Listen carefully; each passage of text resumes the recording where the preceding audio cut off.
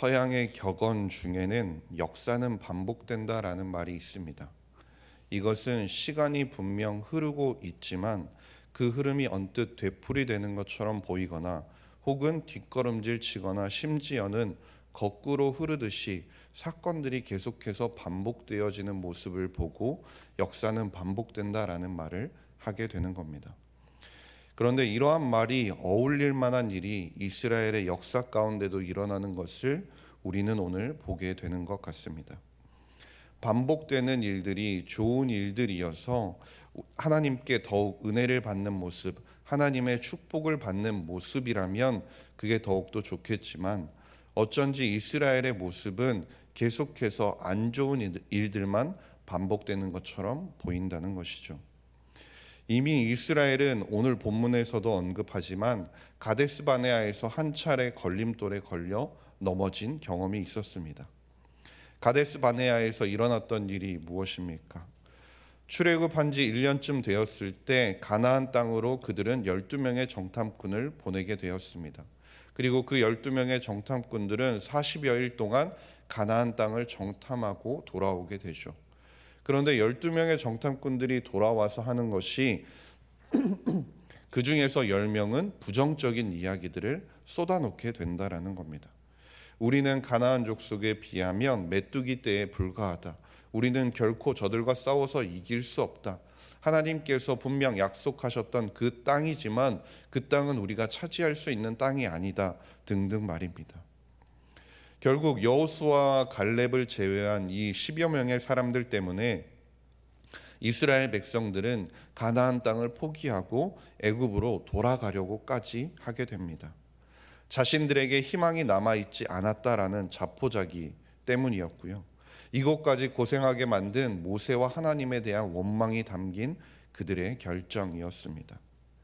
결국 이러한 이스라엘의 모습에 진노하신 하나님께서는 그 정탐꾼들이 했던 40일을 하루를 1년으로 계산해서 40년 동안 광야 생활을 하게 하셨고, 그렇게 불평했던 1세대 이스라엘 백성들을 광야에서 다 죽게 만드셨습니다.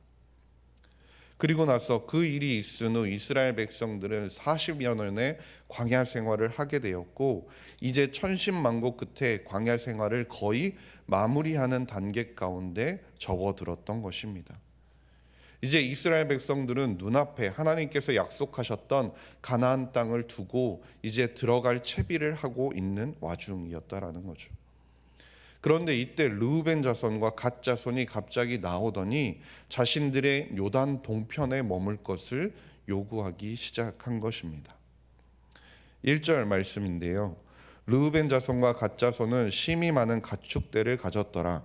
그들이 야셀 땅과 길르앗 땅을 본즉 그곳은 목축할 만한 장소인지라. 말씀을 보면 르우벤 자손과 갓 자손이 많은 가축대를 가지고 있었다라고 말씀하고 있습니다. 가축이 얼마나 그들이 많았던지 그 때를 가리켜서 심히 많은 가축대라고까지 표현하기도 합니다. 당시 유목 생활을 했고 유목민으로 살아갔던 이스라엘 사람들에게 있어서 가축은 가장 대표적인 재산이었다라는 것이었습니다. 그렇기 때문에 심이 많은 가축대라는 것은 충분히 그들의 발을 묶어둘 만큼의 풍부한 재산, 풍족한 재산이었다라는 것이죠. 그런 그들의 눈에 요단 동편 땅 가운데 야셀 땅과 길르앗 땅이 자신들이 정착하기에 적당한 장소로 보였던 것입니다. 여기에서 원어를 살펴보면 그들이 단순히 가나안 땅으로 가는 도중에 우연찮게 그들이 발견한 것이 아닙니다. 그들은 정말 열심히 찾고 찾아서 그 땅이 자신들이 머물기에 좋은 땅이라는 것을 결정했다라는 것이죠. 충분한 물과 풀을 지닌 가축을 먹일 수 있는 목초지로서 최적의 장소임을 보고 그들이 결정했다라는 것이죠. 그런데 여기서 중요한 점이 무엇입니까? 그들이 지금 머물려고 결정한 그곳은 하나님께서 약속하신 가나안 땅이 아니라는 겁니다. 요단강을 건너기 전에 있던 땅이기 때문에 하나님께서 약속하신 땅이 아니라는 것이죠. 그리고 또 한 가지 중요한 사실은 이스라엘 백성들이 지금 어디를 들어가기 직전입니까? 가나안 땅을 들어가기 직전이라는 겁니다. 즉 가나안 땅을 들어가서 정복 전쟁을 이제부터 시작해야 하는 이스라엘 민족 전체에게는 매우 중요한 시기였다라는 것이죠. 이제까지 이스라엘 공동체는 가나안 땅 그 앞에까지 이르기까지 함께 싸우고 함께 배분하고 함께 분배하는 공동체의 모습을 보이면서 지금껏 이끌어 왔는데, 가장 중요한 순간에 그들이 뒤로 빠지려는 모습을 보인 것입니다. 그래서 6절 말씀을 보면 모세가 갓 자손과 르우벤 자손에게 이르되 너희 형제들은 싸우러 가거늘 너희는 여기 앉아 있고자 하느냐라고 타박하는 모습을 보게 되는 겁니다. 르우벤 자손과 갓 자손, 그들은 자신들이 거주할 곳을 하나님의 기준이 아닌 자신들의 기준과 자신들의 판단으로 유리한 곳이라는 계산 아래 결정을 하는 모습을 보였습니다. 그런데 우리도 살다 보면 이런 경우가 종종 있는 것 같습니다. 하나님의 방법을 구하고 우리가 하나님께 기도하기보다 내가 먼저 생각했을 때, 내가 계산해 보니 내가 좋아 보이는 방법을 선택할 때가 종종 있다라는 것이죠. 그러나 그들이 가장 좋은 선택지라고, 그들의 눈에 보기에는 가장 좋은 땅이라고 골랐던 그 땅은 나중에 살펴보면 비옥한 평지이며 전략적 요충지라는 이유 때문에 오히려 더 많은 분쟁과 싸움이 일어나는 장소가 되었습니다. 하나님이 분명 약속하셨던 가나안 땅이 아니라 자신들의 눈에 좋을 대로 했던 그 선택이 그들에게는 악수가 되어 버린 것이죠. 결국 그들은 그 대가로 수많은 고난을 겪게 됩니다. 열왕기하 10장 32절과 33절 말씀을 보면 이렇게 말씀하는데요. 이때 여호와께서 이스라엘에서 땅을 잘라내기 시작하심에 하사엘이 이스라엘의 모든 영토에서 공격하되 요단 동쪽 길르앗 온 땅 곧 갓 사람과 르우벤 사람과 므낫세 사람의 땅 아르논 골짜기에 있는 아로엘에서부터 길르앗과 바산까지 하였더라. 말씀을 보면 그 땅은 아람 왕 하사엘에 의해서 점령당하기까지 합니다. 그리고 역대상 5장 26절 말씀을 보면 마침내 아수르에 의해서 완전히 그 땅을 잃어버리기까지 하게 되는 것이죠. 역대상 5장 26절을 보면 그러므로 이스라엘 하나님이 아수르 왕 불의 마음을 일으키시며 아수르 왕 디글랏 빌레셀의 마음을 일으키심에 곧 르우벤과 갓과 므낫세 반 지파를 사로잡아 할라와 하볼과 하라와 고산 강가에 옮긴지라. 그들이 오늘까지 거기에 있으니라. 훗날 북이스라엘이 아수르에게 망할 때 가장 먼저 사로잡혀간 지파들이 바로 요단강 동편에 자리 잡았던 르우벤 지파와 갓 지파, 므낫세 지파였다라는 것이죠. 하나님께서 선택하고 하나님께서 약속하셨던 땅이 아니라 자신들의 선택과 자신들의 보기에 좋은 대로 결정했던 그 결정이 결국은 그 자신들의 후손들의 멸망으로 그 결과가 발생되게 된 것입니다. 그렇기 때문에 우리는 우리가 결정할 때 있어서는 단순히 눈앞에 보이는 현실이 아닌 하나님의 약속과 하나님의 소망을 우리는 기억해야 합니다. 단순히 내가 보기에, 내가 생각하기에, 내가 선택했을 때 좋아 보이는 것이 가장 좋은 것이 아니라 하나님께서 우리에게 주시기로 약속한 것, 하나님께서 약속하셨던 그 말씀을 붙들고 나아가는 것이 우리에게는 가장 좋은 선택이라는 것입니다. 그렇기 때문에 우리는 하나님께서 보여주신 그 땅을 향해 달려가야 하는 것이고, 그것이 믿음이고 그것이 하나님께서 우리에게 원하시는 길이라는 것이죠. 이런 르우벤 지파와 갓 지파의 이런 행동은 결국은 다른 지파들의 마음까지도 무너지게 만들었습니다. 이를 들은 모세가 이렇게 말씀하는데요. 민수기 32장 6절과 7절 말씀입니다.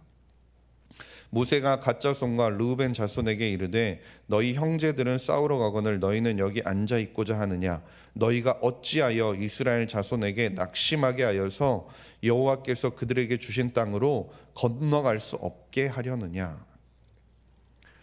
모세 개인적으로도 그들의 그 선택이 매우 답답했을 것 같습니다.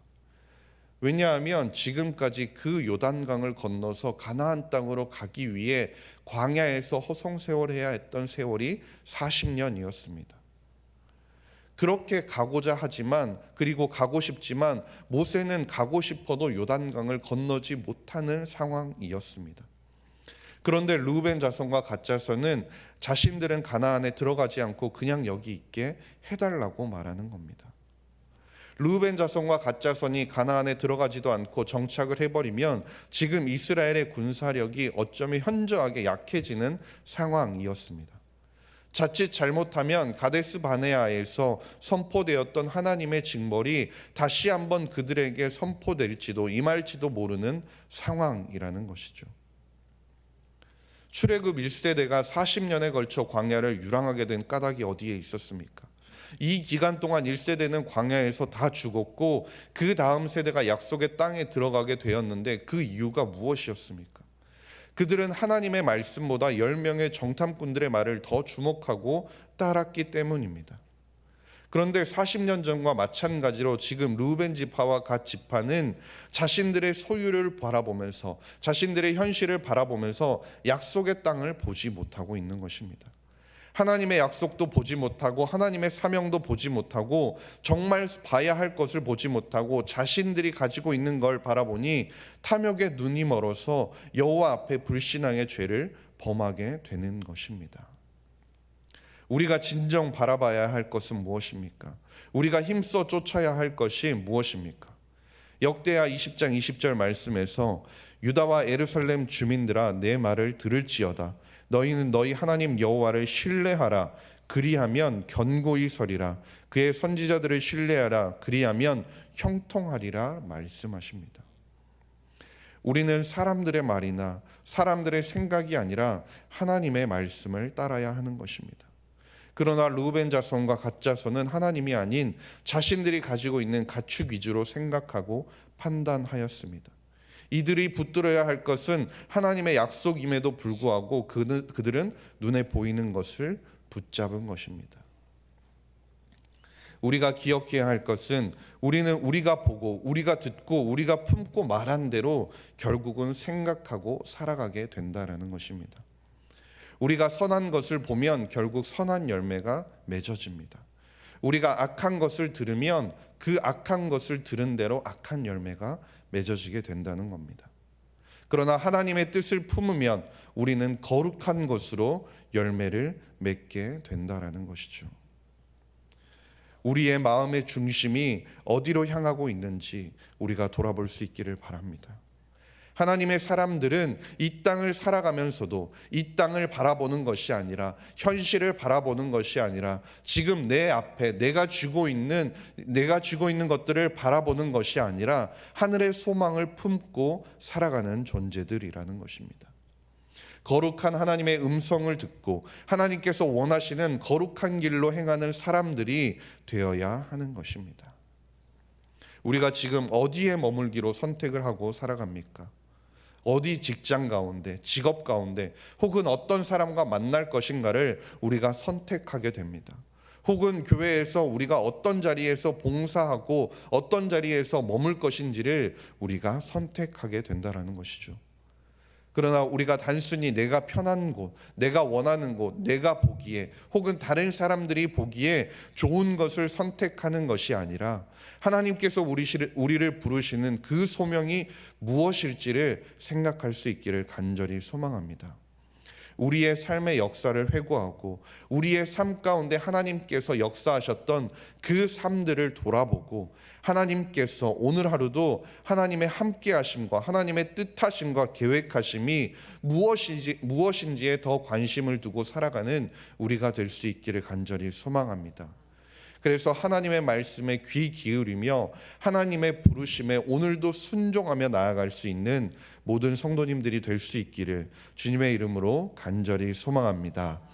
기도하겠습니다. 하나님 아버지 감사합니다. 오늘도 우리를 예배의 자리로 불러주시니 감사드립니다. 하나님, 우리가 언제나 주님만 바라보게 하시고 주님께서 계획하신 곳을 향해 나아갈 수 있도록 우리를 인도하여 주시옵소서.